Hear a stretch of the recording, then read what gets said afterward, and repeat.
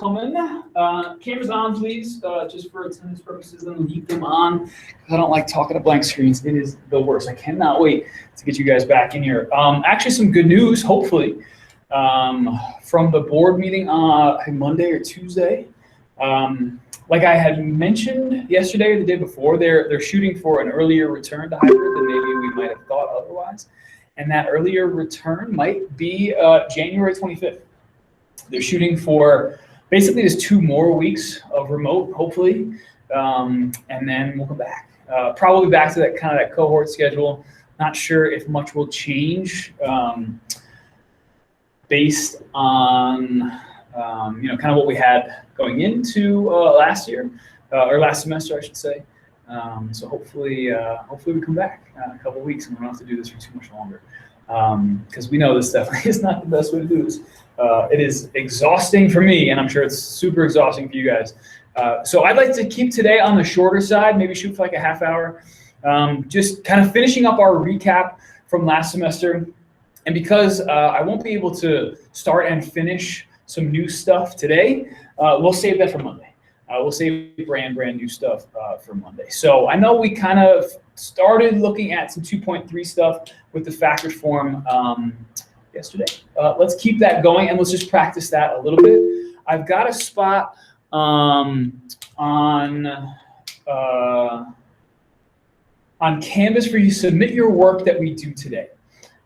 So turn to like a fresh page potentially, or you can kind of continue your notes from yesterday if you want to include that in the picture or pictures that you upload to Canvas today. I just want to get you guys a grade in the grade book and start us all at 100. You're here right now. You're going to just kind of follow along with me. I'll have a little bit of practice for you to do towards the end. And once you do that practice and your stuff gets uploaded, we'll be good to go. And so you can leave when you're done. You don't have to wait for me necessarily. I'll put the last couple problems up, knock them out, submit it to Canvas, and then just when you are leaving, just unmute yourself and say, Rosie, I'm done. It's uploaded to Canvas, and I'll see you later, and we'll be good to go. Okay, so picking up kind of where we left off with 2.3 stuff and looking at factored form. Hopefully you can see this pen okay. Can you read that? Give me a thumbs up if you can read that, or if that's, is that too light? Dylan says cool. Is that all right? Okay. Sean does not like it. All right, so I'll try to go something a little darker. I'll go with the brown. Maybe that'll be a little bit better. And if this doesn't work, I might end up switching to the other board on the other side because the glare is weird and the light, I have like less light but more glare, so it's not really ideal. But I do like having the boards next to each other. But let's do it. What we figured out from factored form is that we can find the roots, also known as the x-intercepts, of course, really easily when we're given a function that's factored, right? So we've got like this f of x. We've got an a value, of course, always to start things off. And then we've got like x minus something and then x minus something else. And man, I just cannot figure out what to put right there so that it's perfect, so that it's really easy to remember. It's not like A, B, and C or A, H, and K, right, from 2.1 and 2.2. Gosh, I wish there was a nice thing to say, but I don't really have one. So I just called it like root number 1, R1, and R2, like a little 1 down at the bottom, little 2 at the bottom of the other one. But the key for us in realizing how to find these is that if it's written like this, if we're trying to find, obviously we're looking at some kind of quadratic, right? If we're trying to find this spot right here and this spot right here where this thing runs into the x-axis, what we are looking at, we are trying to find the points where y is equal to 0. And being equal to 0 is everything when it comes to the x-intercepts, okay? If you're talking x-intercepts, y is 0. And so that's all we'll really have to do. And when it's in factored form, it is super easy to figure out how to get this part done. And so I wanted to just do a couple examples with you, and then I'll give you a couple to try. This is going to be stuff that we did right at the end, literally like the last lesson we did before we started reviewing was this right here. So one last recap today, where all we have to do, so nice, if it's factored, is set the function equal to 0. If you can set this thing equal to 0, everything is just staring you in the face. And here's why. Think about it. If I've got two things, so, all right, so there's kind of, all right, here's the example. Like, I got this, something over here, and this, some other number over there, right? And they're being multiplied together because that's all that's happening right here. This one doesn't matter. There's no x there. I can't find an x-intercept if there's no x in that number. This is a number, right? So I only care about these two. If I've got two things being multiplied together and they're equal to 0, right? You take two numbers, any two numbers you want, but the answer is 0, it starts to limit the options that we have for what those numbers could be, right? One of two things is possible. Either the first one's got to be 0, because 0 times anything is 0, or the second one's 0, because anything times 0 is just 0. And so what we'll do when we're given problems that look like this is we will take these two sets of parentheses, like x plus 5 and x minus 2, or whatever it is, and we will split them apart, dealing separately with two separate equations. You got this over here, and you got this over here, right? You got two things multiplied together. They're both somehow going to get multiplied together and give you 0. Well, either the first one's got to be 0 or the second one's going to be 0. Right? That's the only way this is going to work. And if that's the case, then all I have to do is break this kind of hard to deal with equation because you got two different things all stuck together. Break them apart into two separate equations and solve them separately. Okay? And that's what I want to do over here. So I'm going to go through an example or two. I'll write the notes down on how to do it so that we remember. Let's see if our angles are right there. Am I too close? It's kind of weird. Back it up just a little bit. There we go. I remember getting a little closer yesterday when we were writing those last things. Okay, cool. Sweet. So I wrote a couple down that I liked to start off, and I want to make sure that I do the same thing with you guys that I do with 7. Okay, cool. So call this like practice, and we'll do it together. We'll do like 3 of them together. I'll give you, what do I have? 3 on your own. You'll submit all 6 to Canvas, and then done, out of here, good to go. And then I'll have something for you for tomorrow. Just check Canvas. We'll see how tonight goes. We'll see how you guys do, and then I'll kind of figure out what I want to do with you guys tomorrow. All right, cool. So let's say, all right, option number 1, question number 1, and I'll put a little how-to over here for those of us that like that kind of step by step. Like, you give me something that looks like this, how am I going to do it, right? How to find the x-intercepts in factored form. So if it's already factored, the function is given to you. Maybe let me try black, see if that stands out even better. F of x equals, and you already have 2 sets of parentheses, right? Maybe it starts like that. And the ones I picked were x plus 3 and x minus 4. Let's say those are the 2 factors. That's a factor, that's a factor. Let's say those are 2 factors. And I know that there's no a sitting out here, so it's really just 1. But again, that doesn't have an x in it, so it's not going to make a difference for x-intercept. Okay, if it's given to me like this, again, the most important part of finding the x-intercepts is setting the equation equal to 0. Because it's y, right? F of x, g of x, h of x, it's all just y. So if I could take, so there's the function given to me, here's where kind of my work starts. If I take x plus 3 times x minus 4, just like that, so I drop the f of x part, because that's like the whole function. I don't care about the whole function, I just care about a couple spots. I care where this is 0. And if I've got that, if I've got a spot where I can set this thing equal to 0, well, if this first one was 0, then I'm good. Or if the second one's 0, okay, that works too. So what I like to do from here, after I set it equal to 0, is I like to draw a line down the middle to split this equation apart. And the spot where I'm going to draw that is right where the parentheses run into each other. I put a line right down the middle right there, so I can split into two equations, setting both of them separately equal to 0. Split into two equations equal to 0, where I take x, and I sometimes even put kind of a line here to make this little t-chart. I'll put like x plus 3 equals 0, because if I could figure out what number to put right there that makes the whole thing 0, I'm good, and that's going to make 0.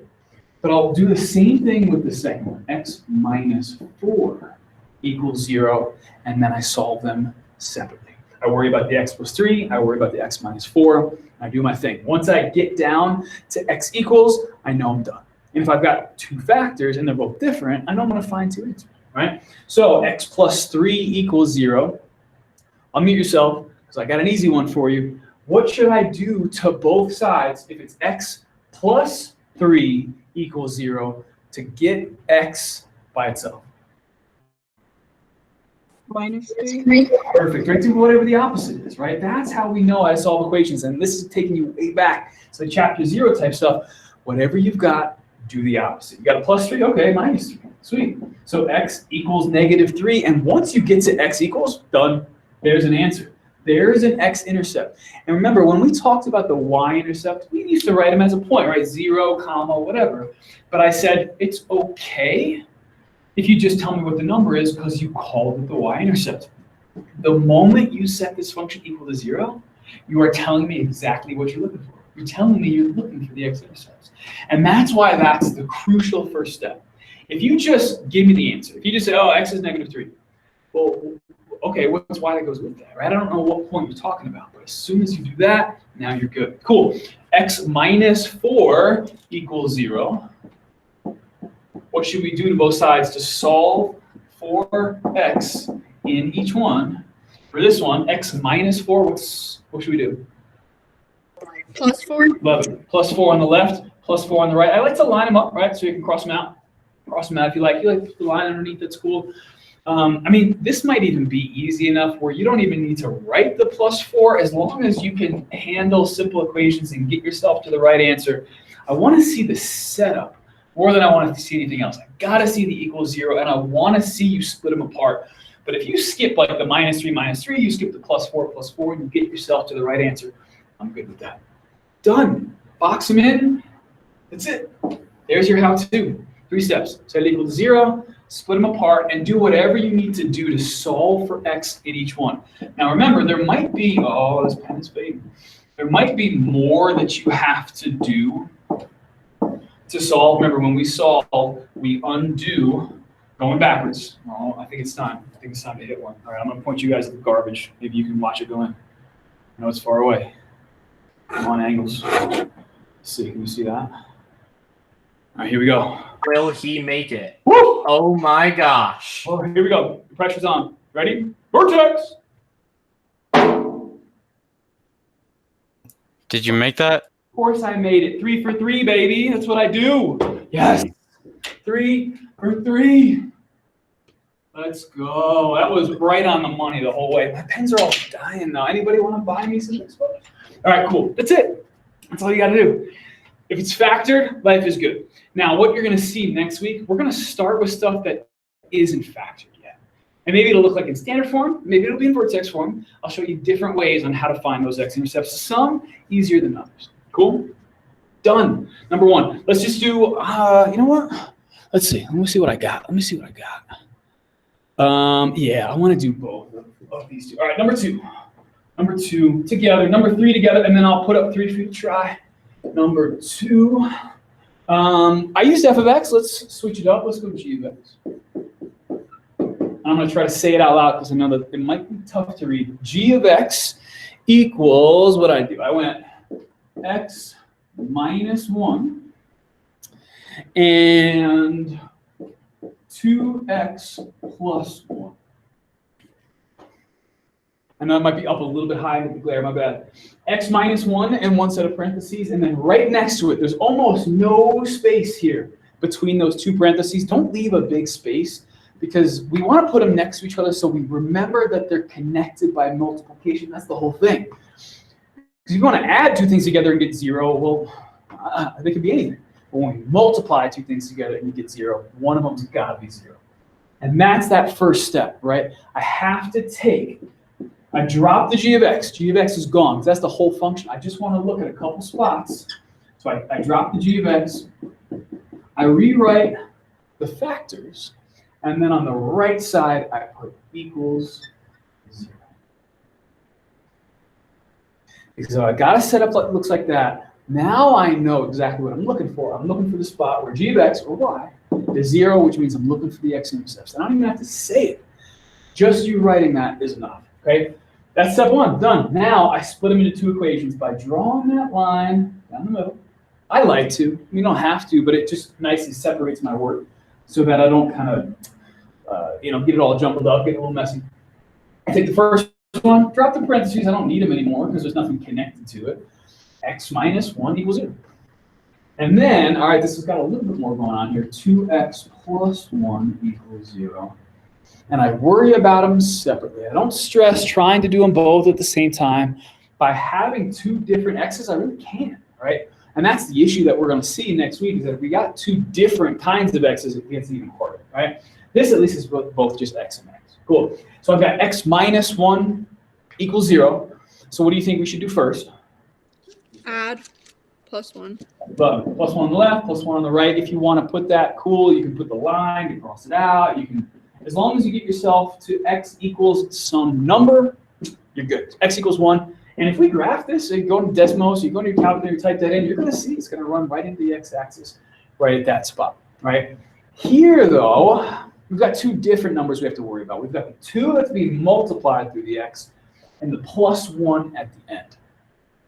Which one do you think would be easier to deal with? Should we subtract 1 on both sides, because that's the opposite? Or should we divide by 2 on both sides? Which one should come first? Subtract 1. Nice, because we always, when we're solving equations, we start at the bottom of order of operations, because those are the simplest things that are happening to that function, to that equation. And so if we start simple and work our way up, it's going to be a whole lot easier. So let's subtract 1 on the left, subtract 1 on the right, and line it up. Put it right underneath that plus 1. If you want to cross it out, cool. That'll get rid of that. Now, I also remember, I like to line up my equal signs. Just keeps me organized, right? Makes sure everything looks good. And of course, 0 minus 1 is just negative 1. Now, this 2x was way over here, but the plus 1 is out of the way. So I'm just going to scoot that 2x just a little bit closer. But I kind of like move things closer and closer and closer to the equal sign. Nice. Now I've got 2x, okay? Basically saying, all right, addition subtraction is done. Now I'm up to that multiplication and division level. So I've got 2x. And when they're right next to each other, they're connected by multiplication. So how should we undo that? Divide. Divide by 2. Love it, perfect. Divide by 2, and I just put like I make a fraction. Divide by 2, divide by 2 underneath. If you want to put like the symbol for division, that's cool too. But fractions are kind of already do that, and they're even simpler. And I don't know if you realize this, but if you look at the symbol for division, it's a fraction. Something divided by something. That's why they made it that way. Right? All right, 2's are gone. Awesome. So the only thing I'm left with is x, which is exactly what I'm looking for. And now I stop for a second and I think about -1 divided by 2. Well, 2 obviously doesn't go into 1. So what do you think? How could we write this? What would be a good, we got a couple options, I think. What would be a good way to negative 0.5? Negative 0.5, absolutely. And so I gotta put the negative out front. Now, because my decimal is like negative 0.5, and there's no like, it's not negative 1.5 or 3.5, it's negative 0.5. I like to put that leading 0 so that the decimal doesn't get lost. I would never start a number with 0 unless it was a decimal, and it just looks a lot cleaner that way. Is there another way that we could write -1/2 and it would mean the same thing? Negative 1/2. Perfect. Now, when you write fractions that are negative, you put the negative out front, and then the line for the fraction goes at that exact same height, because it's not that the 1 was negative or the 2 was negative necessarily. It's the number. Like it's 1/2. It's just on the left side of 0. That's all it is. And so pick one. Don't write both. I wrote both because I want you to be able to pick whichever one you want. Because that decimal has an end, remember, those are the ones we can use. 0.5, 0.1, 0.25, even weird ones like 0.175 or something like that. As long as that decimal ends, you can use it. So pick whichever one you want. I'm writing both just so that you have the freedom to pick whichever one you like, okay? There are some fractions, though, that don't let us use the decimals, and so we just have to use the fraction version. And as nice as having a calculator on your phone, like the phone's calculator app, having the graphing calculator, either the app or I think Desmos can do it too, but like the TI-84s or the TI-83s can change fractions into decimals or decimals back into fractions, and they'll simplify them for you. So if you're looking at some crazy fraction like 137 over 5,123, not that we're ever going to have to deal with numbers like this that are this crazy, but if you don't know if we can, one, use a decimal or not, or two, if there's a simpler version of that fraction, I have no idea what the factors of this are to try to simplify it. I'm going to definitely just jump in the calculator and let it do all the work for me. So be careful trying to simplify them on your own. Let the calculator help you out. All right, cool. Let's want to do one more where we run into some slightly different kind of things, just so that we're all on the same page. And then I'll put up 3, and you guys will be good to go. All right. Hopefully this is clicking all right for you guys. Stop me if you have any questions. But it's old stuff from last semester if you were here, or if not, it's not too bad. The topics aren't too crazy. Let me look up the last one that I like. Boom, boom, boom. Turn those cameras on, please, so I know that you're there. Because if you're not actually here, you just turn your cameras off and you bounce, you're absent. Thank you. And you can, put them, I don't care what you're pointing at. Your face doesn't have to be like squared up in it. But for the people that haven't turned their cameras on right now, I don't think you're here. And that's a problem. You know what I'm saying? I need to know that you're actually here.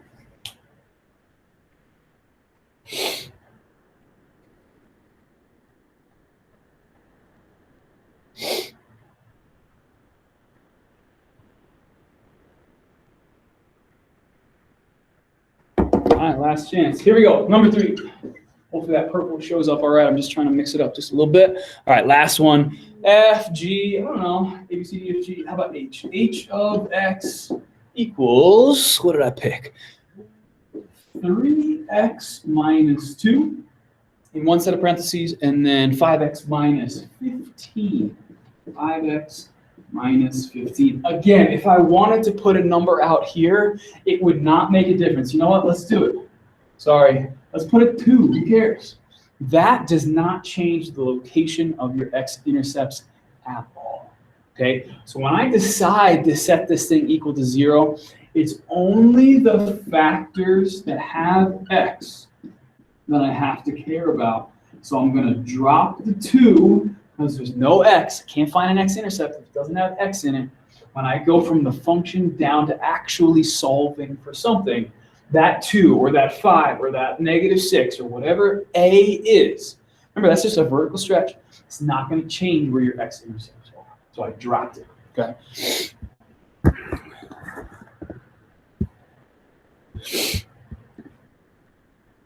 All right, here we go. Last time through with me. Set equal to 0, step 1, good. Next thing, line right down the middle. Makes everything nice and organized. I'm going to take the first one. If you want to do that line across here to kind of split your work, that's cool too. 3x minus 2 equals 0. There's your first one, so equal to 0. And here's your second one, 5x minus 15. Set that equal to 0. All right, first one together. Let's do it together. First thing we should do, 3x minus 2 equals 0.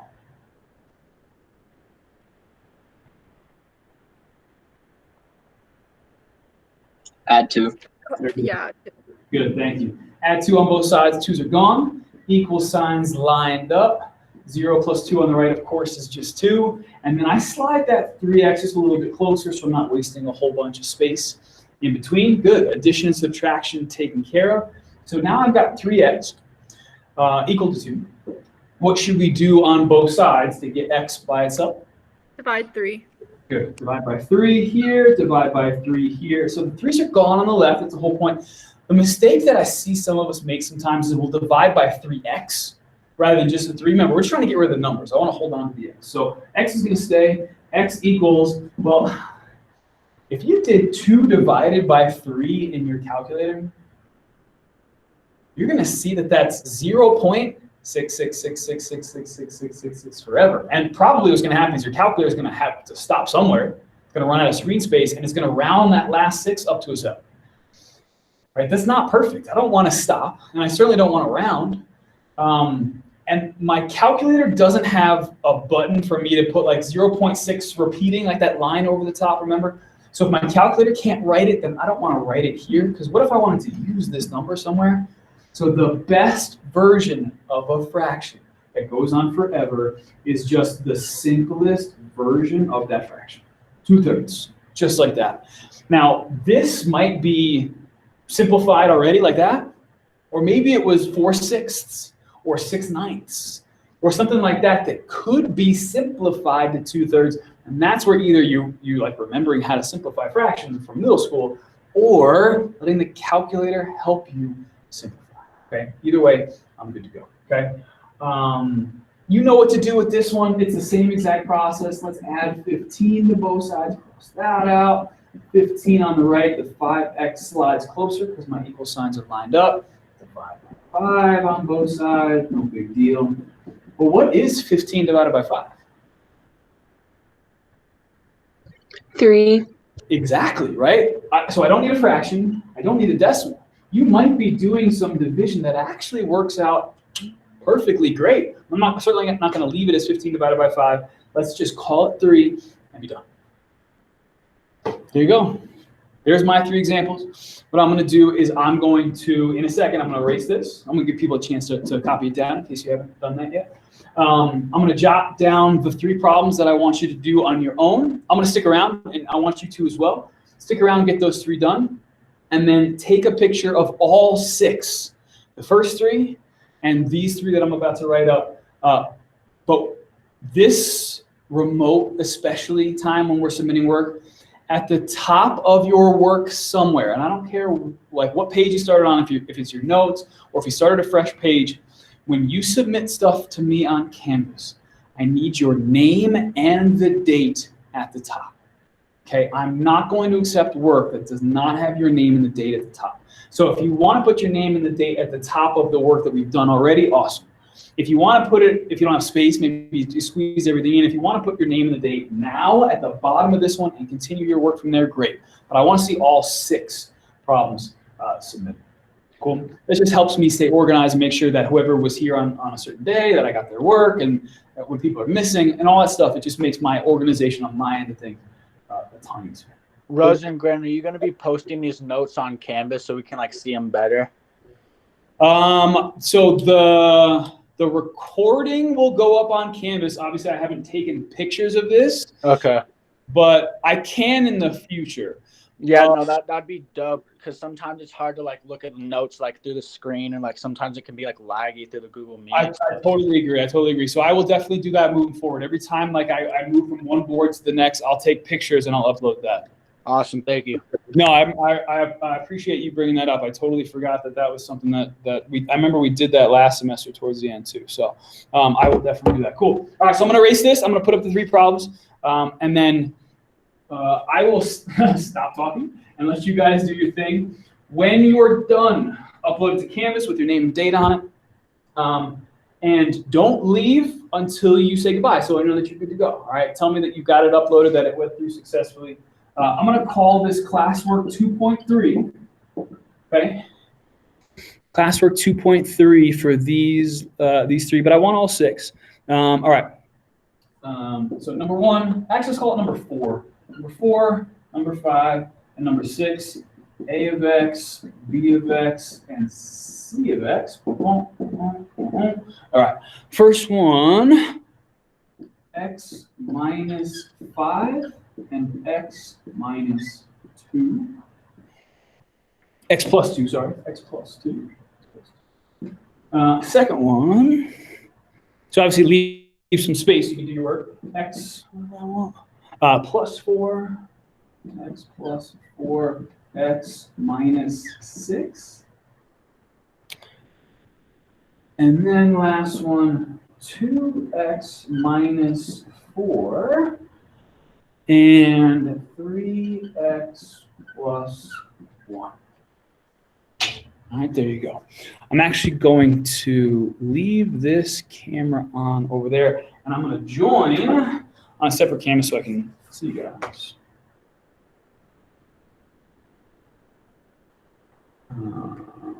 And you can ask questions, and I can work on a separate board if you need something.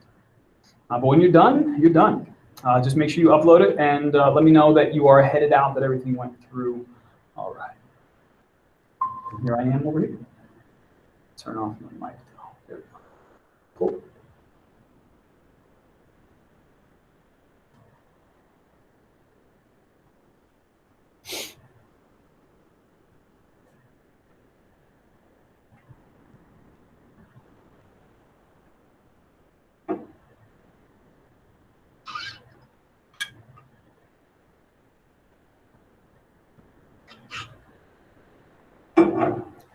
Again, last chance. If you are actually here right now, turn on your cameras or at least drop something in the chat if your camera is off so that I know you're here. Mr. Rosengren, I don't have a camera. No worries. That's all good. I just want to make sure that you guys are here. And I know that happens sometimes. We're dealing with different computers sometimes. We're going from one house to another. Whatever the deal is, it's all good. As long as you guys are here, I'm happy. I just want you guys to actually be here. So thank you, Jackson. Thank you, Oakley. That was Oakley, right? That's Yeah, that was me. awesome. And Josh is here. Good. All right. Hi, Cool. sir. I appreciate you guys. Thank you. Good. So there's your 3. I'm going to stop talking and let you work. Hit me up when you guys are done.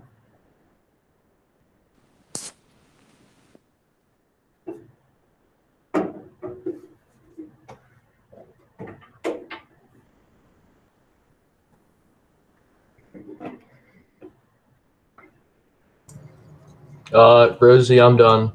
All right, cool, Dill. You're all set. I will. I'll see you on Monday. Nothing you have to do live tomorrow. I'll send some stuff out via Canvas though, so make sure you check that out. Oh, and I got your message on the fly ball. Should I just email you about that? Yeah, nobody was available yet today, but if you're around, I mean, it'd be exhausting if you chase the fly ball just by yourself. But yeah, just shoot me an email. We'll chat back and forth that way. All right. Sweet. All right. See ya. Rosie. First Yeah, it's all your message, but I'll drop the equations in the chat so that you can do them that way. Rosie, I'm all done. All right, you are good to go then. Thanks, Rod. Bye. It's weird, Trev, that your screen blanked. Oh, that's not good. There's one. Yeah, it was like black for like half of the whole time. Really? Yep. Rosie, I'm done.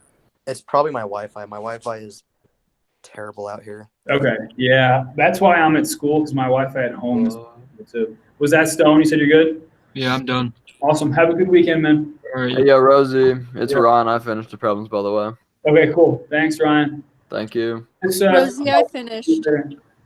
Danica, awesome. All right. Have a good weekend. Rosie, I have completed it. Excellent, Justin. Adios. Adios. Bye-bye.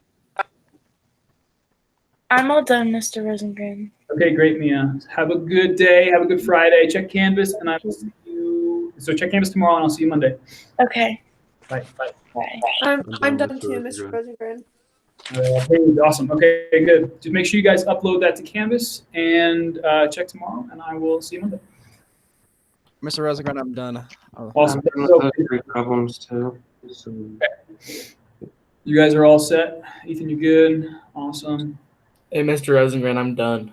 Okay, cool. Thanks, Cal. Hey, Rosie, about dropping my class or this class. I emailed the counselor and she just asked for my dad's approval or whatever.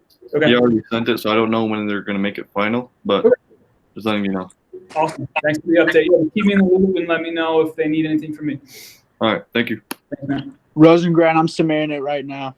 Awesome. Thanks, Al. Yep.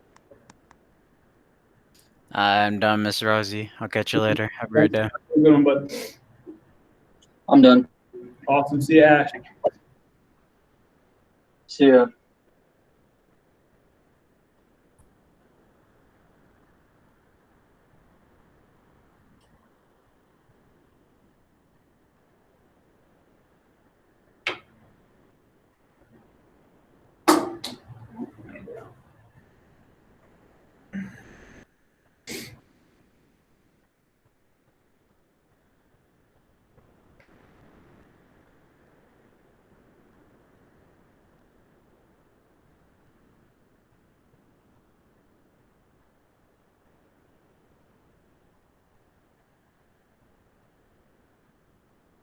Hey, Rosie, it's submitted.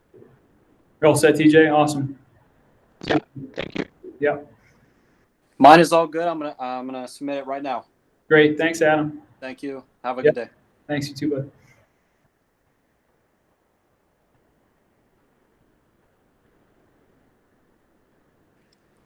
Bye, Rosie. Bye, Bree. Have a good one. You too. Thanks. I'm done, Rosie. Awesome. Thanks, Haley. You're welcome. Have a good day. Thanks, you too. Bye. Bye.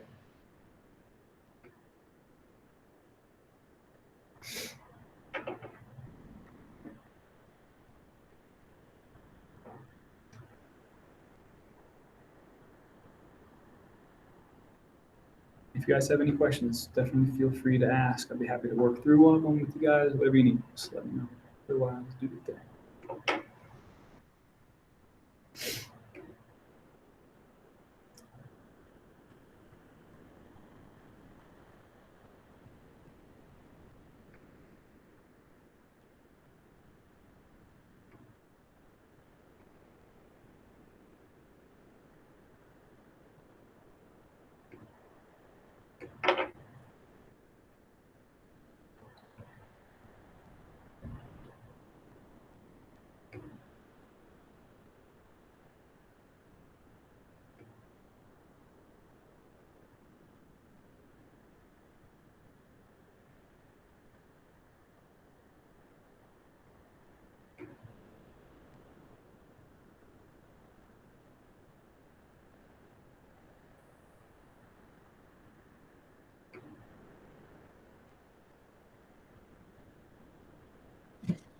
I'm done.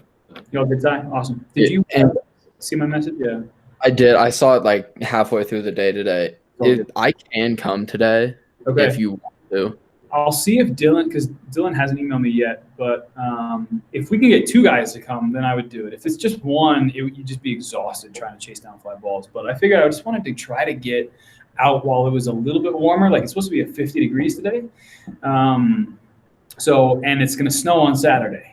And then it's going to be like 50 again next week. But I don't know if the field will be good by Tuesday or Wednesday if we do get a little bit of snow, even if it is warm. So I just know like being stuck without any kind of chance to do any defensive work at Marucci is going to hurt us. So I want to take any chance we can get to get some fly balls. So if you don't hear from me, I'll just see Marucci. But if you do get an email, I will let you know what Dylan says. And if he can do it, then awesome. Nobody else was around, though. Like, Dom wasn't around. Sky is seeing if he's got COVID or not. So I'll let you know. I'll let you know hopefully here in the next, 5 or 10 minutes if Dylan reaches out. Or I don't know if you have his number. I don't have his number. And did you get baseballs? Like, did you find any?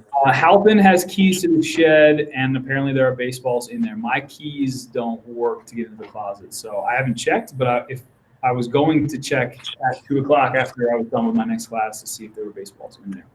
Okay. So I should. Yeah. I'll let you know. Check your email in 10 minutes. Hey, Mr. Rosie, how do we turn this in? Canvas. So you can take a picture, and you can log yourself off if you need to do that separately from the. I'm good. But just take a picture of whatever work you did today. Go to Canvas. It's called Classwork 2.3. Take a picture and upload that. Okay. Hey, no. I see. All right. Thank you, Mr. Rosie. You got it. Have a good day. Thanks, buddy. You too. Hey, Rosie. Yeah. I'm done. Awesome. Thanks, Ethan. You're all set, buddy.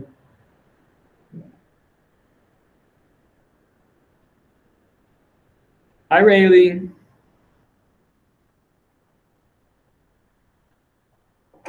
I know this is newer to you because everybody else was with me last semester. So if you have questions, if you want me to work through some stuff, I'm happy to do that. Of course, we can talk more tomorrow too, but just so that you can get this done if you want.